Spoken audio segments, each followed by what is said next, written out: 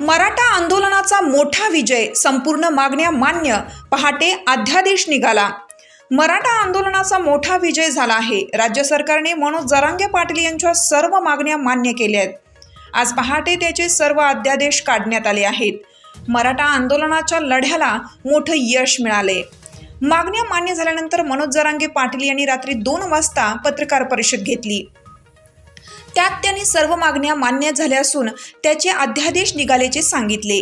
कुणबी प्रमाणपत्राच्या ज्या नोंदी सापडल्या आहेत त्यांना प्रमाणपत्र द्यावं, तसेच त्यांच्या कुटुंबांना सुद्धा प्रमाणपत्रे द्यावे, ही मागणी मान्य झाली आहे।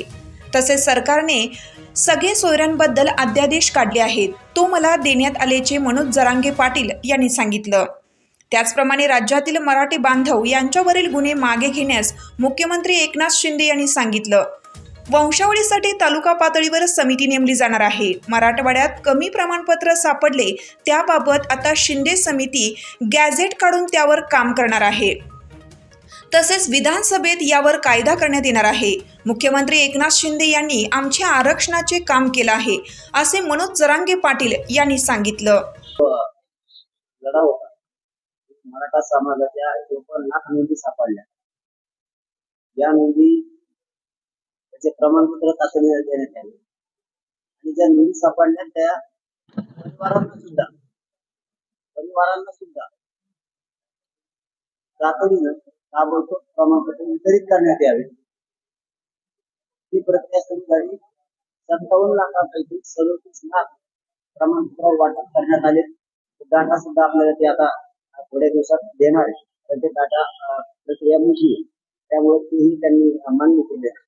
आपला सगळ्यात मोठा मुद्दा होता, ज्याची नोंद सापडली त्यांच्या सगळ्या सोयऱ्यांसाठी अध्यादेश तुम्हाला पारित करावा लागेल।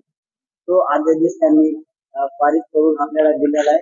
म्हणजे आपण सगळ्यांची कुठे आता उपडलेली आहे, आपल्याला म्हणून मराठा समाजाच्या ज्या मूळ मागण्या होत्या त्या 3 आता झाल्या।